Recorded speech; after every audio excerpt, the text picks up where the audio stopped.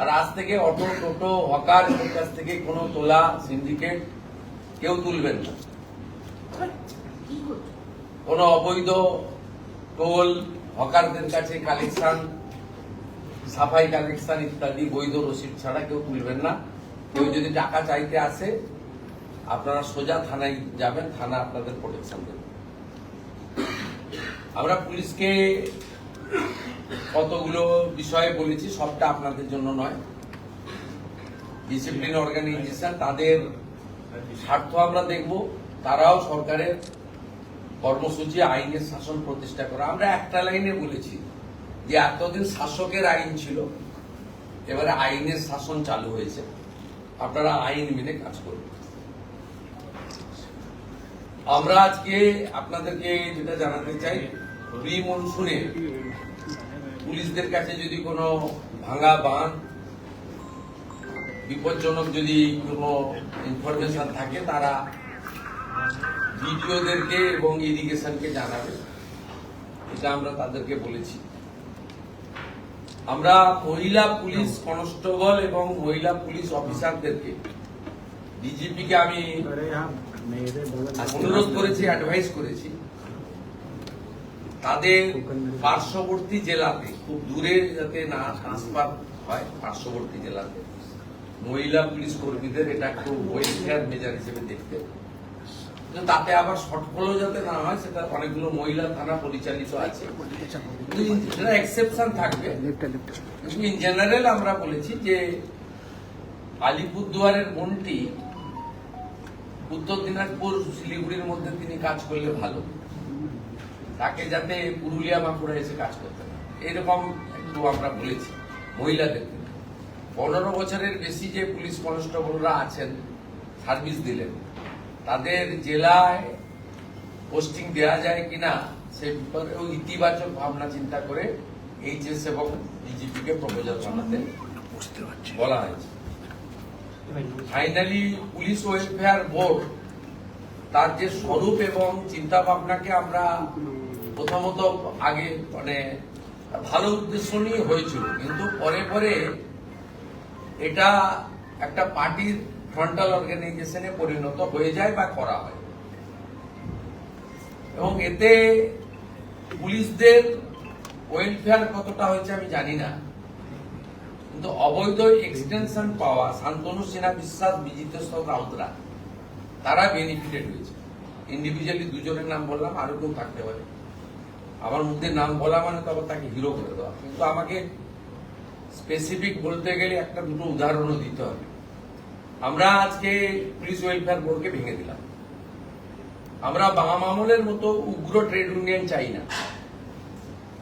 Not gazetted police কর্মচারী association, সেটাও কার্যত সিপিএম এর ফ্রন্টাল অর্গানাইজেশন হয়ে গেছিল। আমরা ওইটা চাই না, ইটস এ ডিসিপ্লিন অর্গানাইজেশন। এখানে ধর্মঘট, হরতাল, সিনিয়র পুলিশ অফিসারকে হ্যাকেল করবে, অর্ডারের বাইরে আমরা পেন ডাউন করে দিলাম, সিজার করে দিলাম ওয়ার্ক, এসব জিনিস আমরা পুলিশের ক্ষেত্রে তো ডিসিপ্লিন কোথাও হয় না। তাই আমরা ওই নন গেজেটেড কনসেপ্টটা, উগ্র ট্রেড ইউনিয়নের কনসেপ্টটাও বাদ দেব। আর ওয়েলফেয়ারেরও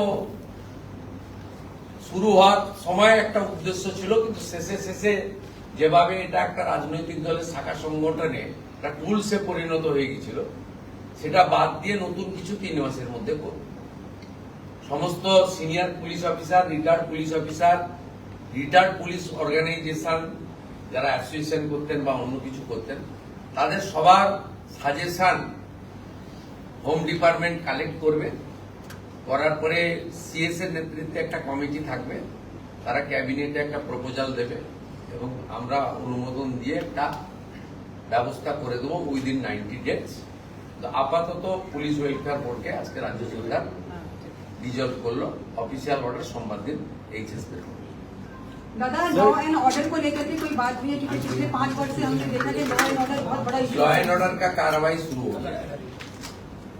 यहाँ बीएनएस चालू नहीं था, और हम लोग का पहले डिसीजन हुआ बीएनएस सब प्रदेश में चालू हो गया, चालू कर दीजिए। ये तो चालू हो गया। बीएनएस के अंदर जो है, देखिए डर का माहौल था, हायरार्की तोड़ दिया।